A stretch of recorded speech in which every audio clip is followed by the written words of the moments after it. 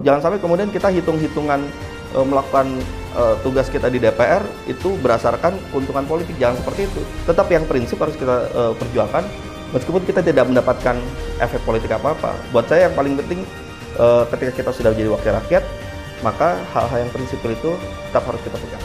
Banyak masyarakat menganggap ya ini sekadar pesta demokrasi, kita berpesta-pesta saja, kemudian diarahkan untuk memilih siapa, kita ikut saja. Padahal dia harus bertanggung jawab terhadap pilihan yang dia berikan. Jadi setiap anggota legislatif itu pasti akan dalam tanda kutip dihukum tiap 5 tahun. Ya kalau misalnya ternyata selama menjabat sebagai anggota dewan, ya, selama mendapatkan amanah ini dia tidak melaksanakan tugas-tugas kedewanan, ya memang harus dihukum di dalam proses pemilu ini dengan tidak dipilih atau dengan memilih yang lain.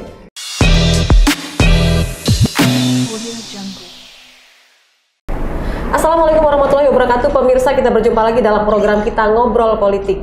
Kali ini sudah hadir di studio Rilis ID TV, yaitu ada Kakak Haji Taufik Basari SH Eshum LLM. Tapi biar nggak susah manggilnya Kak Tobas aja. Ya.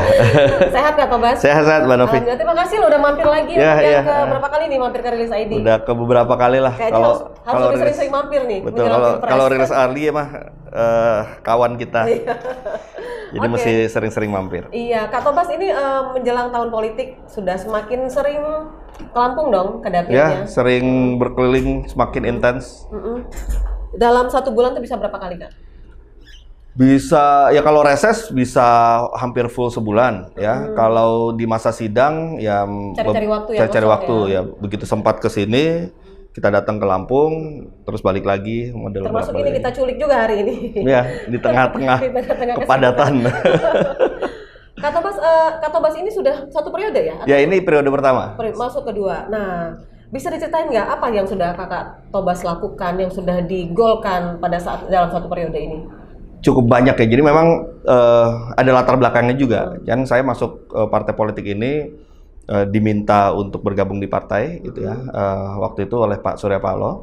Pak Surya Paloh waktu itu bertanya kepada saya, saya minta masuk partai politik ya. Saya gak kaget waktu itu.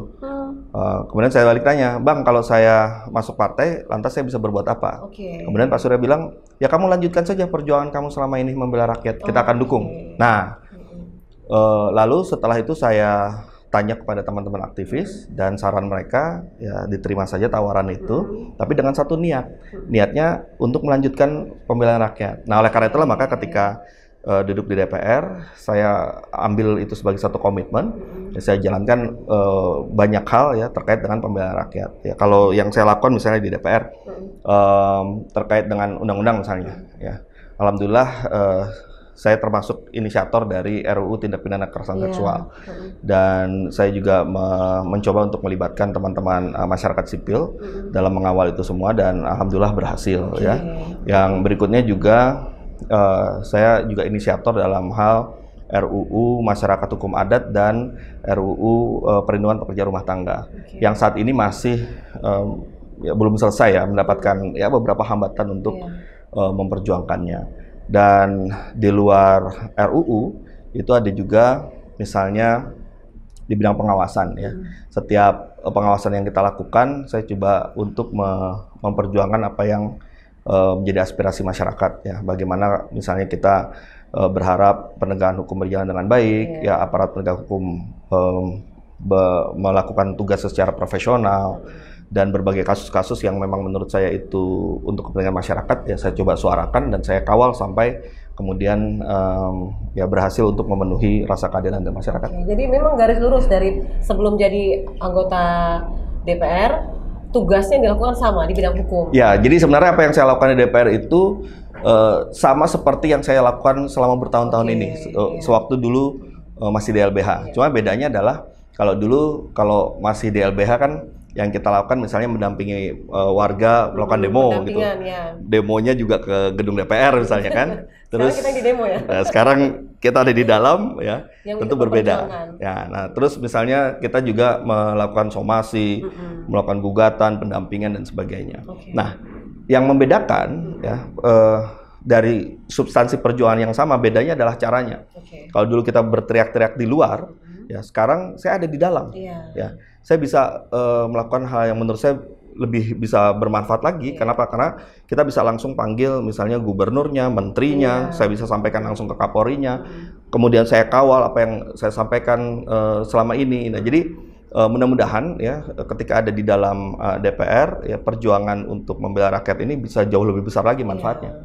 Jadi bisa merealisasikan apa yang diinginkan oleh rakyat gitu ya, kan. Betul. Jadi saya selalu menempatkan diri saya sebagai ya agennya teman-teman yang berjuang di luar. Ya, jadi teman-teman yang berjuang di luar punya orang dalam. Nah, saya akan lakukan itu di dalam DPR.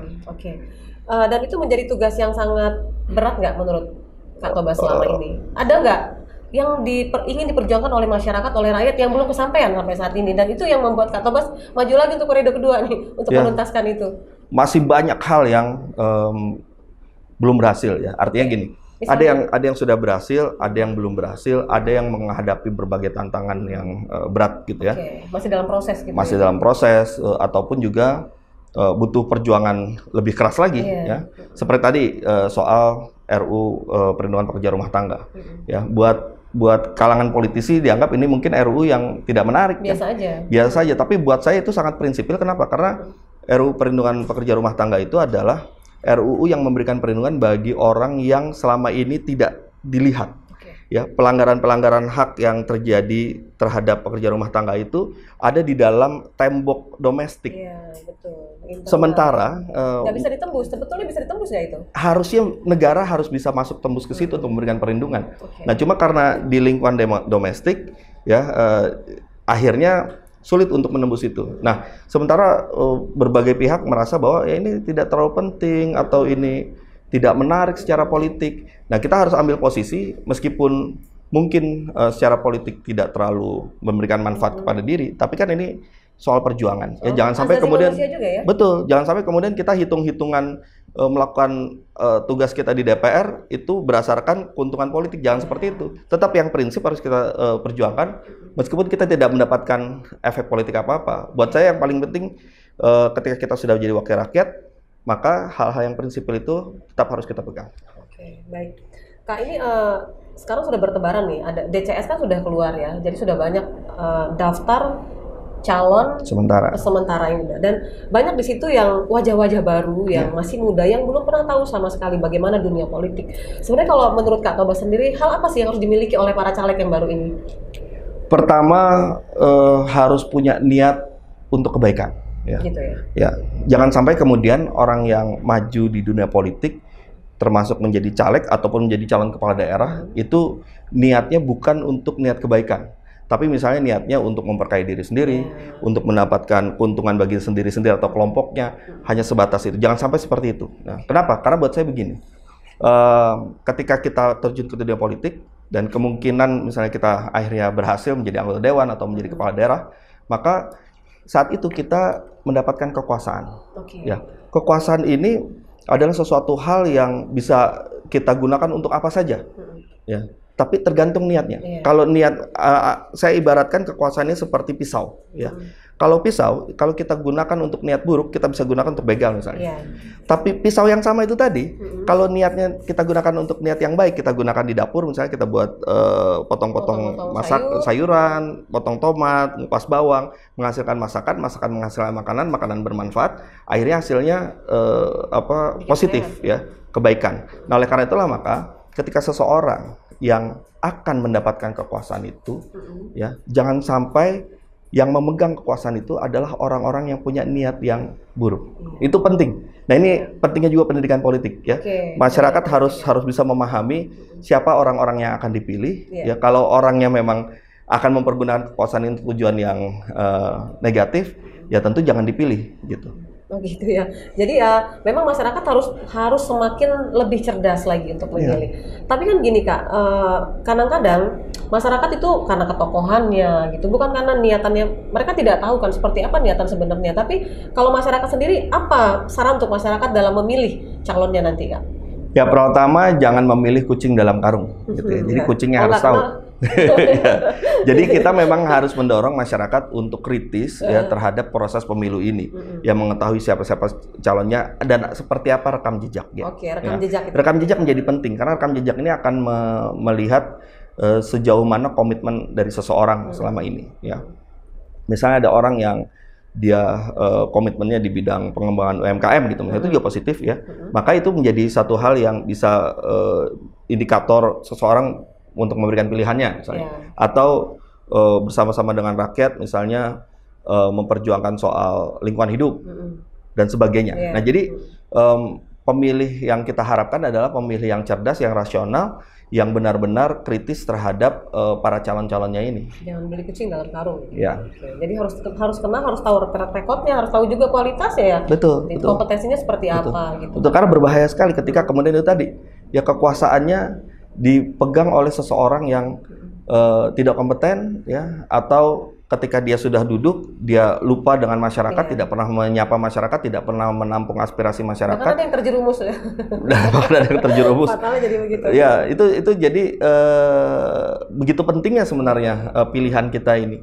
Banyak masyarakat menganggap ya ini sekadar pesta demokrasi, kita berpesta-pesta saja, kemudian diarahkan untuk memilih siapa, kita ikut saja. Padahal dia harus bertanggung jawab terhadap pilihan yang dia berikan. Dengan diputusnya kemarin kan pemilihan secara terbuka itu Kak, akhirnya mulai keluar semua nih calon-calonnya. Jadi kita tahu yang tadinya kita nggak tahu jadi tahu. Dengan berbagai cara mereka mensosialisasikan dirinya, eksistensi dirinya supaya dikenal dengan masyarakat. Tadi adalah trik yang juga disampaikan oleh Kak Tobas tadi, bagaimana kita menunjukkan, jadi harus fokus kalau misalnya bidangnya UMKM gitu. Kalau misalnya hukum. Kira-kira gitu nggak triknya? Iya, betul begitu. Jadi tentu masing-masing orang akan punya potensinya masing-masing ya. Dan keunggulannya masing-masing. Oleh karena itu, maka bagi siapapun, termasuk anak-anak muda yang juga terjun dalam politik, dia harus pertama mengenal dirinya dulu. Ya, saya ini punya kemampuan apa, saya ini punya potensi yang positif di mana, dan itulah yang kemudian ditawarkan kepada masyarakat. Tapi itu tadi juga dengan komitmen bahwa dia akan melanjutkan yang selama ini ia lakukan gitu. Jangan sampai kemudian mulai dari nol ya. Pertama jangan mulai dari nol, yang kedua kalaupun dia menawarkan dirinya dengan sosialisasi dan sebagainya, itu hanya bungkusan kosong saja ya, hanya pencitraan, tapi ya tidak seperti itu kenyataan nantinya ketika misalnya berkuasa. Nah, ini juga harus juga diperhatikan. Tapi kalau untuk si Aleknya sendiri nih, yang sudah jadi seperti Kak Tobas ini, banyak masyarakat yang jadi ilfil ya. Nanti kalau udah jadi juga lupa sama kita. Kalau udah jadi juga susah kita hubungin. Biasanya dia nyari kita nyari dia, sekarang susah. Itu komentarnya gimana? Ya, itu juga catatan. Jadi setiap anggota legislatif itu pasti akan dalam tanda kutip dihukum tiap 5 tahun. Ya, kalau misalnya ternyata selama menjabat sebagai anggota dewan, selama mendapatkan amanah ini dia tidak melaksanakan tugas-tugas kedewanan, ya memang harus dihukum di dalam proses pemilu ini dengan tidak dipilih atau dengan memilih yang lain. Nah, ini kan akhirnya akan menimbulkan tanggung jawab bagi kita bahwa ya kalau sudah mendapatkan tugas ini ya kerjakan dengan baik. Jangan sampai misalnya kita tidak pernah hadir dalam rapat-rapat di DPR, ataupun kalaupun hadir tidak pernah menyuarakan aspirasinya, atau ketika hadir malah tidur di rapat, atau malah main judi slot misalnya kan. Jadi ya itu yang harus dinilai juga ya. Nah, jadi ini soal tanggung jawab.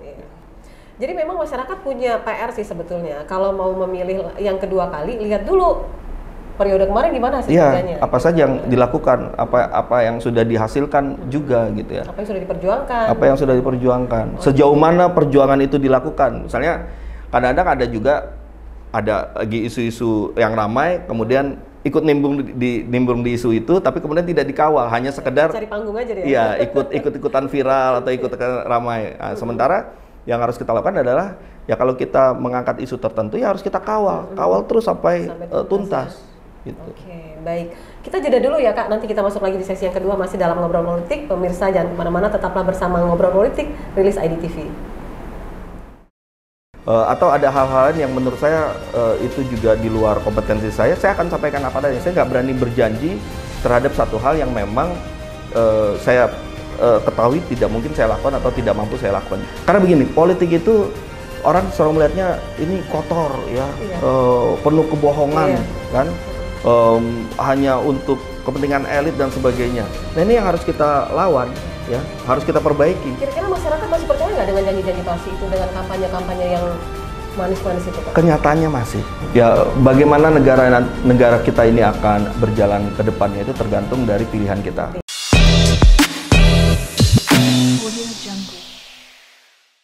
Pemirsa, masih bersama saya Novi Balga. Kita masih dalam program Ngobrol Politik Rilis IDTV di sesi yang kedua. Masih bersama Kakak Tobas Taufik Basari.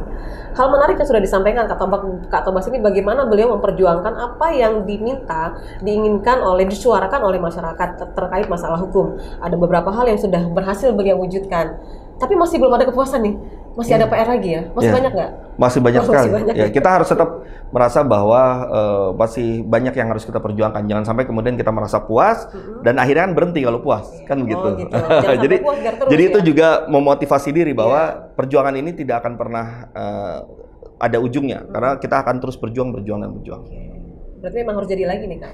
Mudah-mudahan. Ya tergantung masyarakat. Kita serahkan semuanya kepada masyarakat. Iya, banyak cara unik dilakukan oleh para caleg untuk mempromosikan diri. Salah satunya ada di tengah kota Bandar Lampung. Itu ada baliho yang cukup menyita perhatian beberapa hari terakhir. Itu ada baliho seorang Taufik Basari, tapi fotonya foto beliau saat muda. Gitu. Itu tahun berapa itu ya? Itu tahun 98. Itu foto dibuat 98. Februari 98, saya masih ingat. Memang itu tuh reformasi ya? Ya, jadi saat itu kita sedang mengajak ya, membangun kesadaran teman-teman mahasiswa lain untuk bergabung dalam gerakan reformasi. Oke, tahun 98 usianya berapa tuh? Usianya saya lahir 76. 23 ya. 23-an kurang lebih ya. Oke. Kak, kenapa sih? Itu yang dipakai fotonya. Dari segitu banyak foto yang lain kan? Jadi begini. Ada hal apa? Saya ingin setiap hal yang saya lakukan itu memberikan satu dampak pendidikan politik. Ya, jadi foto itu pun bagian dari pendidikan politik. Apa saja? Ya, yang pertama tentunya kita berharap anak-anak muda juga melihat politik itu bukan suatu hal yang mengerikan, bukan suatu hal yang menakutkan, tapi dia fun gitu ya. Karena itu saya tampilkan yang fun saja. Orang kan jadi tertarik, oh kok masih muda banget, oh ternyata foto lama gitu kan. Jadi dibikin asik, itu yang pertama. Yang kedua,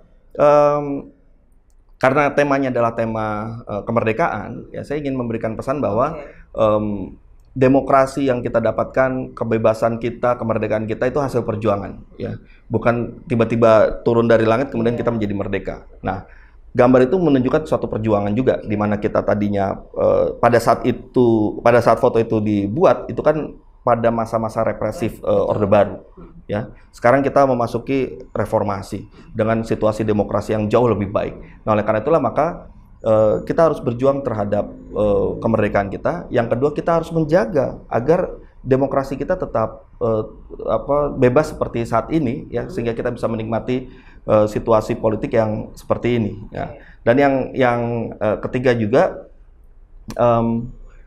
itu foto masih muda, ya. Saya berharap juga menarik bagi teman-teman kaum muda. Dan yang terakhir, ya tentunya biar orang juga tahu dulu pernah muda, pernah gondrong dan sebagainya.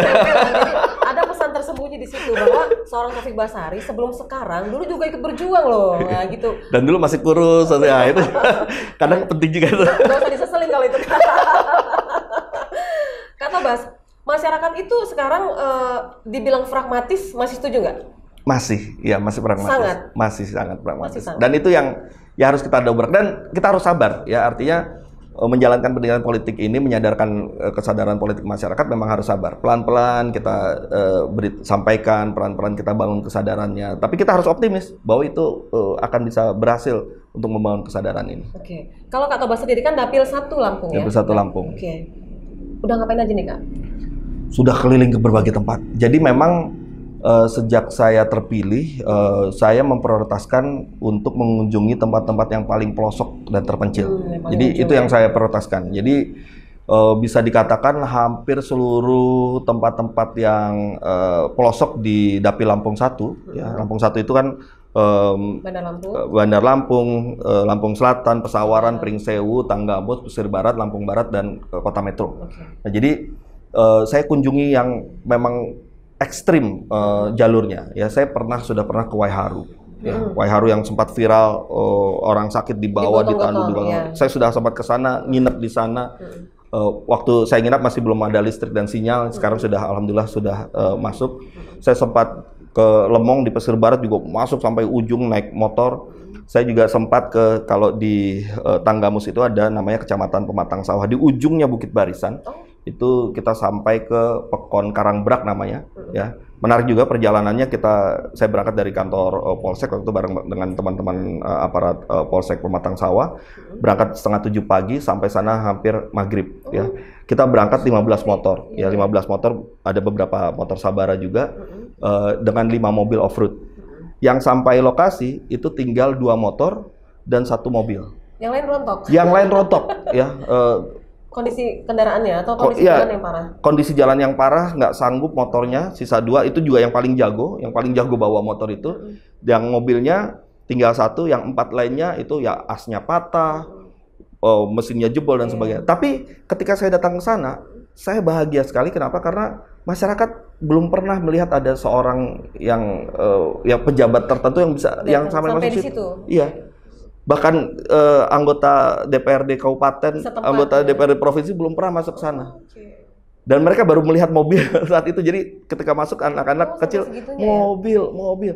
Tapi mereka senang karena mau dikunjungi, dapat perhatian, dan kemudian saya juga memperjuangkan beberapa hal ya dari mereka ya, seperti soal akses, kemudian listrik gitu ya.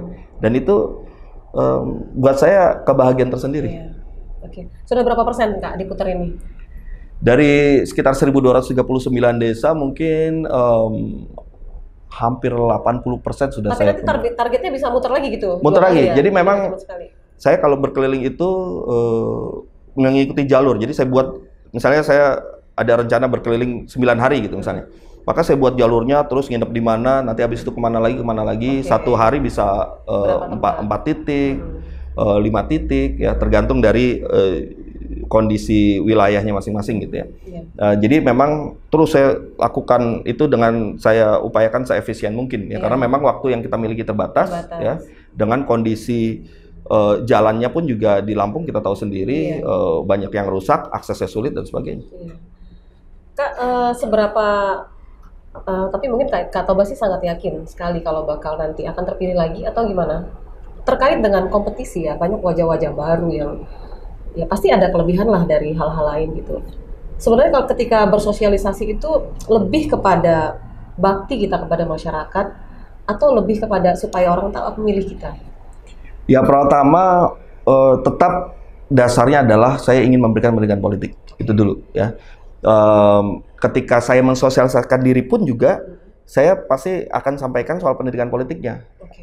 Tugas dewan apa, ya amanah kita seperti apa, harusnya anggota dewan melakukan apa, gitu ya. Masyarakat apa? Hak masyarakat apa yang bisa kita perjuangkan, aspirasinya. Bahkan saya sampaikan kalau misalnya aspirasi itu tidak terkait dengan tugas fungsi saya misalnya, wah itu ranahnya DPRD kabupaten. Maka saya akan sampaikan itu ranahnya DPRD kabupaten, ya. Sehingga yang bisa saya lakukan hanya menyampaikan kembali kepada DPRD kabupaten, ya. Atau ada hal-hal lain yang menurut saya itu juga di luar kompetensi saya akan sampaikan apa adanya. Saya nggak berani berjanji terhadap satu hal yang memang saya ketahui tidak mungkin saya lakukan atau tidak mampu saya lakukan. Jadi saya akan menyampaikan apa saja yang mungkin bisa saya perjuangkan ya. Jadi kita jujur saja, jangan sampai kemudian semuanya sok tahu, sok bisa gitu. Sok bisa hanya sekedar janji, akhirnya ya pendidikan politiknya menjadi tidak berjalan karena ya orang akan termakan janji, padahal janji itu janji kosong karena memang tidak bisa terlaksana, kan begitu. Nah itu yang saya sampaikan kepada masyarakat. Salah seorang tokoh politik di Lampung saya pernah dengar langsung, beliau bilang, boleh sebut namanya ya, nggak apa-apa ya, namanya Alzirdianis Tabrani. Beliau bilang gini, Vi, tahu nggak, janjinya politisi itu adalah janjinya pelacur, dia bilang. Jadi kapanpun dia bisa lupa, dia bisa abaikan. Komentarnya gimana, Kak?